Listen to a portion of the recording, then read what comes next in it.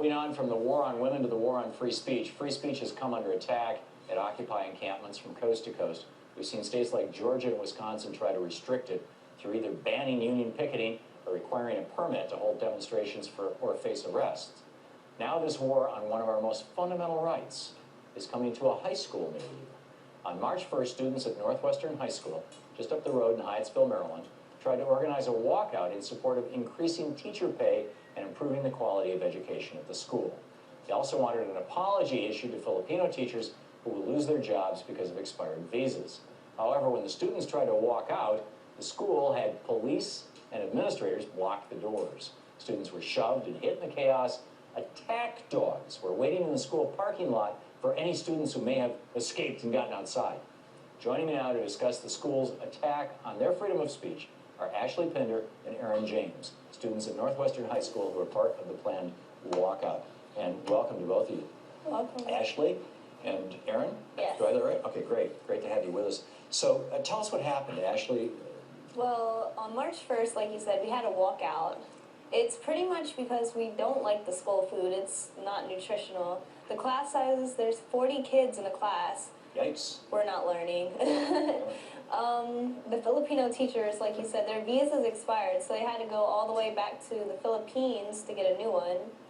And pretty much stuff like that. So this was basic quality of life, quality of education protests. Aaron, how did they respond to you? They responded very immaturely. They put canines outside and they suspended 4 people who weren't even involved. Shane, Ricardo, Omar, and William for thought crime and inciting violence, even though they weren't even a part of the walkout. Now, one of the people suspended was your brother, Shane. Yes. What was he charged with? You said thought crime? Yes. What's that? Apparently it is something when you think about doing a crime and try to get people to do it with you as Is it like a conspiracy, walkout. you mean, or Yes. something like that? Wow, that's incredible. I understand that your principal was actually he was like admonishing you guys, saying, hey, be activists, it's a good thing. Yes. And then this happened. Ashley, what's the sequence of events here, and why did he It seems like flip he's upside down? for what we're doing, but then when like the public people, Board of Education and stuff come around, he's like shunning us for doing it like we're wrong. Yeah. But then as soon as they're out, like he's like, well, oh, I'll help you all, pretty much type thing. Like he said on the newspaper that the attack dogs and stuff were just there because they were training. We never have attack dogs there or anything. We have police occasionally, but they were like all blocking the doors and stuff. I don't think that's training. It's got to be tough though, being a principal and caring about the kids in the school on the one hand, and then having some crackpots on the school board who actually have the authority to fire you on the other hand.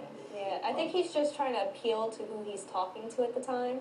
Like, so when he's talking to the board, he's saying, oh, well, yeah, that is a bad thing, we did wrong. But then when he talks to us, he's appealing to us, saying, yeah, we did right. Huh. Aaron, what is El Cambrio? El Cambio? Yeah. It is an activist group for students. What we do is we discuss issues in the world, internationally, like we discuss things like the DREAM Act. We just try to get together and just be... Is it an after-school club? Yes. Sorry, I It's, interrupted you. and we just talk about things that go wrong and things that we try to help with. And what role did that group play in this walkout, and is there any fallout as a consequence of that? Well, none of us planned the walkout.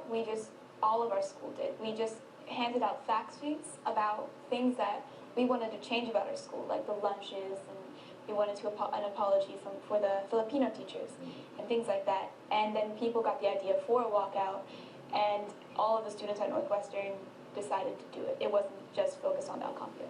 Wow. Ashley, where do you think this is going to go? I think we're planning to do more. Like, we're trying to broaden where we set our goals and stuff. Like, we're going to make bigger goals and see if, like, other schools would like to do what we're doing. Wow. So if we have other schools, they're not just going to say, oh, it's just Northwestern. It's going to be a big population, so they're going to have to hear us even more. We're going to come out 10 times stronger. Aaron, have you guys made some social media stuff, some YouTubes about this, a Facebook page, anything like that? Well, we've made a Facebook page, a Twitter. We've talked to like Washington Post has an article, excuse me, the Gazette, and we've done interviews with CTV and things like that. So we've been getting our message out there. How do people find your Facebook page? Well, they can just look up, what is the name of it? You can look up El Cambio, How's it spelled? EL space CAMBIO, and just type it in. You'll find it. It should be like the first one, maybe. El Cambio, CAMBIO. Yes. And into the Facebook search engine, or just Yes. into any search engine? No, the Facebook search Into the engine. Facebook search engine, and you'll come up with it. I honor your activism and your courage, both in what you did there and for coming here on television with us. Thank you so much, both of you. Thank you. It's an honor to be with young activists, the future of America. Thank you. Our nation needs more kids like Ashley and Aaron. We need more of America's youth getting involved.